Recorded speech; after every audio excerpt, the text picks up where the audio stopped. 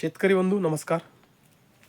आज मी Shri Shivaji agriculture college Amravati इथे जो त्यांचा R&D प्लॉट आहे त्यांच्या प्लॉटवर केळीच्या बागेत आलेला आहे. तर आज कन्व्हे करायचा जो मला मेसेज आहे की शेतकऱ्यांनी यूट्यूबवर कितपत ट्रस्ट ठेवायचा किंवा कितपत त्याच्यावर भरोसा ठेवायचा, किंवा असं म्हटलं तर चालेल, आज आपण थोडं नॉलेज आणि इन्फॉर्मेशन या दोन याच्या फरकाबद्दल आपण थोडं डिस्कस करू.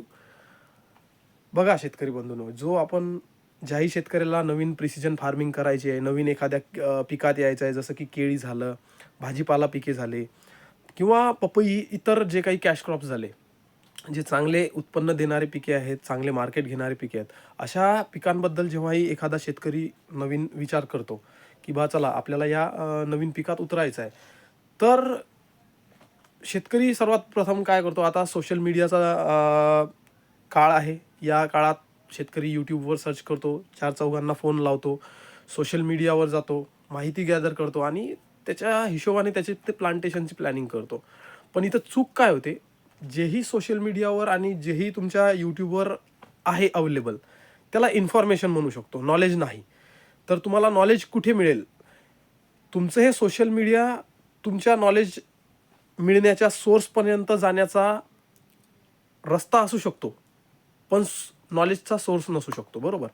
तर माझं असं म्हणणं आहे की तुम्ही जसे की श्री शिवाजी ॲग्रिकल्चर कॉलेज आहेत, इतर काही लाईव्ह डेमॉन्स्ट्रेशन प्लॉट आहेत, इतर काही कंपन्या आहेत जे शेतकऱ्यांसाठी काम करत आहेत, ट्रस्ट आहेत, किंवा डायरेक्टली तुम्ही शेतकऱ्यांसोबत कॉन्टॅक्ट करून ही माहिती आणि त्यांचा अनुभव गोळा केल्यावरच एखादी शेती जी आहे ते तुम्ही चांगल्या प्रकारे करू शकता. तुम्ही यूट्यूबच्या भरोशावर किंवा कोणत्याही तोंडी सांगितलेल्या अफवांवर किंवा तोंडी सांगितलेल्या की ठीक आहे XYZ शेतकऱ्यांना एवढं एवढं उत्पन्न झालं, एवढं एवढं हे झालं, अशी माहिती झाली, तर या सर्वांच्या भरोशावर तुम्ही आपलं प्लांटेशन करू शकत नाही. तर तुम्हाला जर प्लांटेशन करायचं असेल, प्रिसिजन फार्मिंग काय आहे हे सर्व समजून घ्या. फार्मिंगमध्ये काय काय तुम्हाला टॉपिक्स लागतील ते समजून घ्या. सुरुवातपासून एखाद्या शेतकऱ्यांच्या 2-3 प्लॉटवर व्हिजिट करा, प्लॉट पहा, त्यांचा अनुभव जाणून घ्या आणि नंतरच एखाद्या पिकामध्ये एंटर करायची तुम्ही हिंमत करा.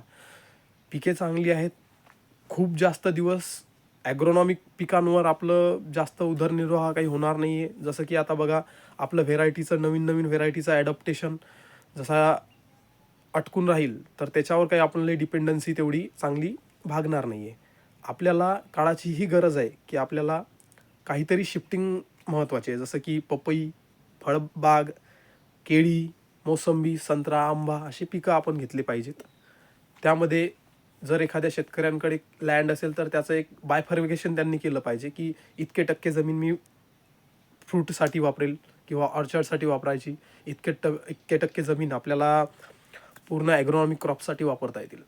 तर थोडक्यात शेतकरी बंधू, तुम्ही जर अशी पिकं करत असाल ज्यामध्ये जास्त एक्सपर्टाईज लागते, जास्त नियोजन लागते आणि जास्त अनुभव लागतो, तर नक्कीच तुम्ही अशा शेतकऱ्यांना भेटी द्या ज्यांचा अनुभव त्या क्षेत्रात दांडगा आहे.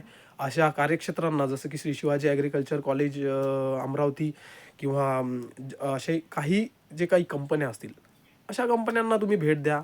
तिथले प्लॉट्स पहा, त्यांचे रिसर्च अँड डेव्हलपमेंट प्लॉट्स पहा आणि तिथून शिकून घ्यायचा प्रयत्न करा. जोपर्यंत तुम्ही सोशल मीडियावर डिपेंड राहाल, सोशल मीडियावर तर हरकत नाही, असं नाही की काही चांगलं कंटेंट आपल्याला मिळू शकते तिथे, परंतु तिथून फक्त आपल्याला इन्फॉर्मेशन मिळेल. ठीक आहे, हा प्रोडक्ट वापरला, चांगली गोष्ट आहे, असे रिझल्ट आले, परंतु ते रिझल्ट का आले, त्याची प्रोसिजर काय, ते किती प्रमाणात कोणत्या वेळेला वापरल्यावर त्याचे रिझल्ट आले, हे तुम्हाला शेतकऱ्याच्या प्रामाणिक अनुभवावरूनच मिळेल. थँक्यू, धन्यवाद.